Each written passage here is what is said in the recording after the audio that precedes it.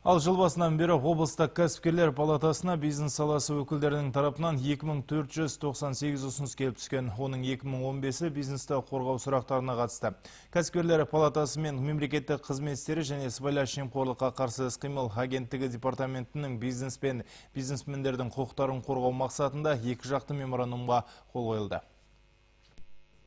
Ұлттық кәсіпкерлер палатасы мен мемлекеттік қызмет істері және сыбайлас жемқорлыққа қарсы іс-қимыл агенттігі департаментінің әріптестігі мемлекет пен азаматтық қоғам институты арасында орнаған берік қарым-қатынастың айғағы. Бірігіп атқарған жұмыс нәтижесінде мемлекеттік қызметтің орындалу мерзімі мен сапасы жақсарып, автоматтандырылған қызмет түрі 2 есеге өскен. В текущем году именно в агентство мы направили на рассмотрение порядка 20 обращений. Агенттікке жыл басынан бері кәсіпкерлердің құқығын қорғау туралы 20 өтініш келіп түсті. Оның 17-сі оң шешімін тапса, қалған 3-і бойынша тиісті жұмыстар жүргізіліп жатыр. Кәсіпкерлік субъектілерінен келіп түскен өтініштерді қарау, нормативтік құқықтық акті сараптамаларын жүргізу және түрлі шараларды ұйымдастыру барысында жүйелік мәселелер туындап жатады. Олар өңіріміздегі бизнестің даму жолында әкімшілік кедергілер қалыптастырады. Сондай-ақ кәсіпкерлер көбінесе салық, табиғи монополия субъектілерімен қарым-қатынас, жер қатынастары сынды мәселелермен жүгініп жатады.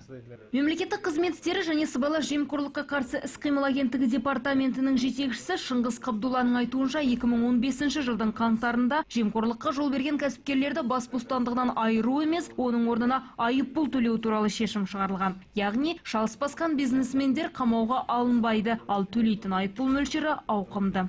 С начала года всего лишь поступило 4 обращения. Жыл басынан бері кәсіпкерлер тарапынан 4 өтініш келіп түсті. Онда өңір бизнесмендері оларды белгілі бір өкілдік және қадағалау органдарынан қорғау туралы өтініштерін білдірген. Бірнеше жылдар бойы шешімін таппай жүрген мәселелерді біз 3-4 күнде оңтайлы шештік.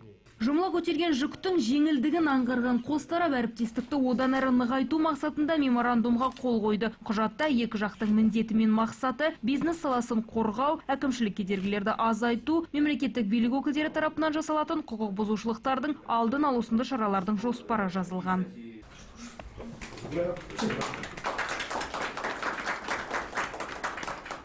Сондай-ақ кездесу барысында мемлекеттік қызмет істері және сыбайлас жемқорлыққа қарсы іс-қимыл агенттігі департаментінің мамандары жиналғандарды ресми сайттың іске қосылғандығы туралы құлағдар етті. Фариза Жазитова, Қуаныш Қазбеков, ақпарат.